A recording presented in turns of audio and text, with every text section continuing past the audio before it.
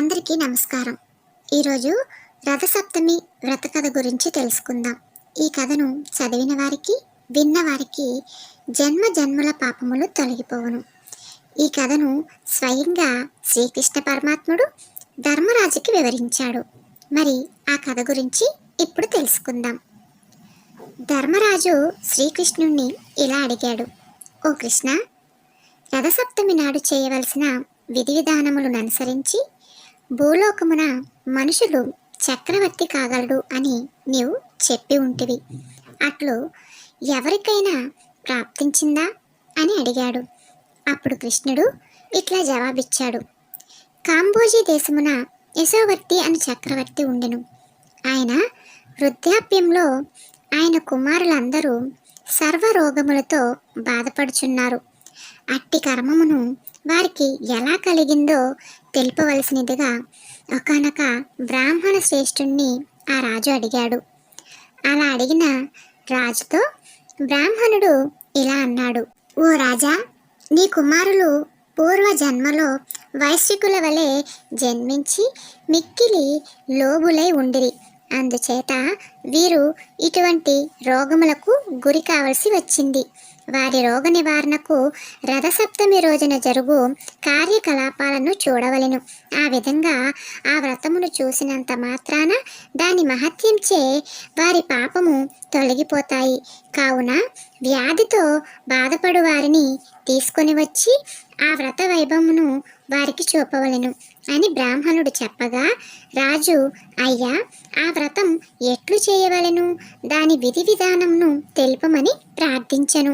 అందులకు ఆ బ్రాహ్మణుడు, ఓ రాజా, ఏ వ్రతమును చూసినంత మాత్రాన జడత్వము నశించిపోవునో ఆ రథసప్తమి అని పేరు గల వ్రతము సర్వులు ఆచరించతగినది.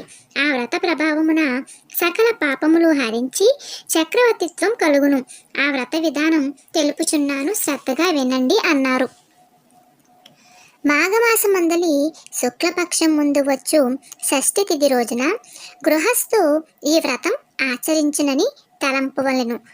పవిత్ర జలం గల నదులలో గాని, చెరువునందు గాని, నూతి ఎందు గాని తెల్లని నువ్వులతో విధి విధంగా స్నానము ఆచరించవలెను. ఇలవేల్పులకు, కులదేవతలకు, ఇష్టదేవతలకు మొక్కి పూజించి అటు పిమ్మట సూర్యదేవాలయానికి పోయి ఆయనకు నమస్కరించి పుష్పములు, దీపములు, ధూపములు, అక్షింతలతో శుభప్రాప్తి కొరకు పూజించవలెను.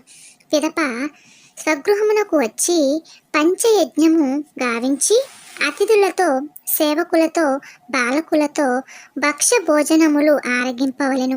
ఆ దినమున తైలము శరీరముకు పూసుకొని స్నానము చేయరాదు.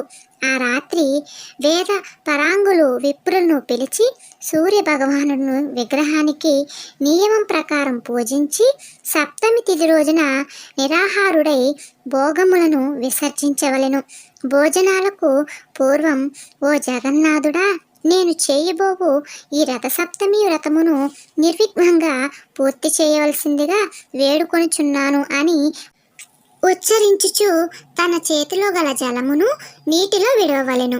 అలా నీటిని విడిచిపెట్టి బ్రాహ్మణులు తాను గృహమునందు ఉండి నేలపైన ఆ రాత్రి శయనించి జితేంద్రుడై ఉండి ఉదయాన్నే లేచి నిత్యకృత్యములు ఆచరించి శుచి అయి ఉండవలెను. ఒక దివ్యమైన సూర్యరథాన్ని దివ్య మాలికలతోనూ, చిరు గంటలతోనూ, సర్వోపచారాలతోనూ తయారు చేసి సర్వాంగమగు రత్నాలు, మణులతో అలంకరించవలెను. బంగారంతో కానీ, వెండితో కానీ గుర్రాలను, రథసారథిని, రథమనుచు తయారు చేసి మధ్యాహ్న వేళ స్నానాధికములు నిర్వర్తించుకొనవలెను.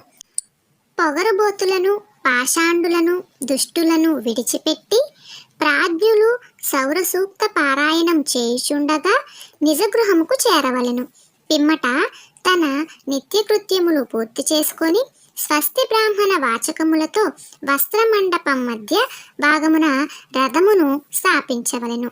కుంకుమతోనూ సుగంధ ద్రవ్యములతోనూ పుష్పములతోనూ పూజించి రథమును పుష్పములతోనూ అలంకరించవలెను. ధూపము చూపించవలెను. రథము మధ్యలో ఉన్న సూర్యుణ్ణి సర్వసంపూర్ణంగా అర్చించాలి. ధనలోభము చేయరాదు. లోభి అయి ధనము ఖర్చు చేయుటకు మనసు అంగీకరించినచో వ్రత వైఫల్యమును, దాని వలన మనసు నికలత్వము పొందును. పిమ్మట రథాన్ని, రథసారథిని, అందుగల సూర్య భగవానుణ్ణి పుష్ప ధూప గంధ వస్త్రాలను, అలంకారాలు, భూషణాలు, నానావిధ పంచభక్ష్యాదులు గల నైవేద్యాలతో పూజించి ఈ క్రింది విధంగా దివాకరుడి స్తోత్రం చేయవలెను. ఓ భాస్కర, దివాకర, ఆదిత్య, మార్తాండ, గ్రహాధిప పరానిదే, జగత్రక్షక, భూతభవన, భూతేశ, భాస్కర, ఆత్రత్రాణ పరాయణహర, అచింత్య, విశ్వ సంచార, హే విష్ణు, ఆది భూతేశ, ఆది మధ్యస్థ భాస్కర, ఓ జగత్ప్రతి, భక్తి లేకున్నను క్రియాశూన్యమైనను నేను చేసిన అర్చనకు నీ సంపూర్ణ కటాక్షం చూపుము అని ఈ విధంగా మనసులో తాము వేడిన కోరికను సఫలీకృతం చేయమని భాస్కరుడిని ప్రార్థించవలెను. ధనహీనుడైనను విధి ప్రకారము అన్ని కార్యములు చేయవలెను. రథసారథి గుర్రములు, వివిధ రకముల రంగులతో లిఖించిన బొమ్మలను, జిల్లేడు ప్రతిమలతో సూర్య భగవానుడిని శక్తి కొలది పూర్వం చెప్పినట్లుగా విధి విధంగా పూజించవలెను.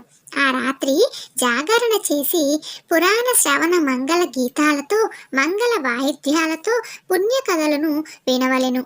పిమ్మట రథయాత్రకు బయలుదేరి సూర్యుణ్ణి మనసులో ధ్యానించాలి. ప్రాతకాలమునే లేచి విమలుడై స్నానకృత్యాలు నిర్వర్తించుకొని బ్రాహ్మణులకు తృప్తిగా భోజనము పెట్టి వివిధ రత్నభూషణములతో ధనధాన్యాదులతో వస్త్రాలను తృప్తిపరచవలెను. అట్లు చేసిన అశ్వమేధ యాగము చేసిన ఫలము లభించును అని బ్రహ్మ విధులు చెప్పిరి. పిమ్మట యథాశక్తి దానము ఇవ్వాలి.